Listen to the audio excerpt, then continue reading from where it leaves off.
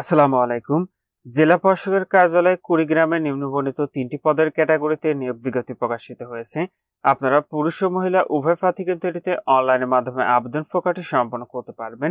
নিয়োগের ১ নম্বর পদটি রয়েছে অফিস সহায়ক, পদের সংখ্যা রয়েছে ১৪টি। এটির গ্রেড হলো ২০, বেতন স্কেল রয়েছে ৮,২৫০ টাকা থেকে ২০,০১০ টাকা। শিক্ষাগত যোগ্যতা লাগবে এসএসসি অথবা সমমান পাশ করলে এই পদে আবেদন করতে পারবেন। ২ নম্বর পদটি হচ্ছে নিরাপত্তা প্রহরী, পদের সংখ্যা রয়েছে 10টি। এটির গ্রেডও ২০, বেতন স্কেল রয়েছে ৮,২৫০ টাকা থেকে ২০,০১০ টাকা। এটিতে আপনারা এসএসসি অথবা সমমান পাশে আবেদন করতে পারবেন, তবে অবশ্যই আপনাকে সুস্বাস্থ্যের অধিকারী হতে হবে।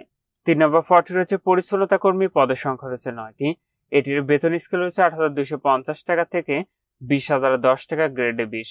এটিতে আপনার জুনিয়র স্কুল সার্টিফিকেট বা সমমান মানে ৮ম শ্রেণী পাশ করলে আবেদনটি করতে পারবেন। তো এই নিয়োগে আবেদনের ক্ষেত্রে আপনাদের অবশ্যই বাংলাদেশের নাগরিক এবং কুড়িগ্রাম জেলার স্থায়ী বাসিন্দা হতে হবে, তাহলে আবেদন করতে পারবেন।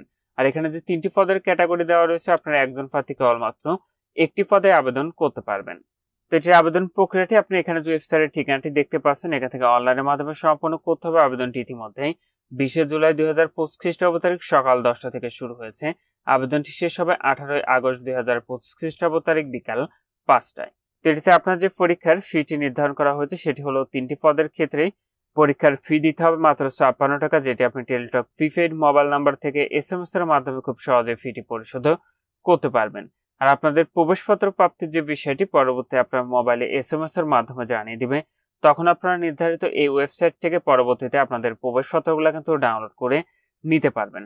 তো এটিতে আবেদনে আপনার যে বয়স নির্ধারণ করা হয়েছিল সেটি হলো 20 জুলাই 2025 খ্রিস্টাব্দ তারিখে সর্বনিম্ন 18 বছর এবং সর্বোচ্চ 32 বছরের মধ্যে রয়েছে সে সকল প্রার্থীরা এটিতে আবেদনটি করতে পারবেন। তো যে সকল প্রার্থীরা আবেদনটি করবেন, আপনারা শেষ তারিখের জন্য বসে না থেকে পূর্বে এটির অনলাইনে আবেদন প্রক্রিয়াটি সম্পন্ন করে নেবেন। আর আপনি আবেদনের ক্ষেত্রে নিয়োগ বিজ্ঞপ্তি এবং আবেদনের লিঙ্কটি পেতে অবশ্যই কমেন্ট করবেন।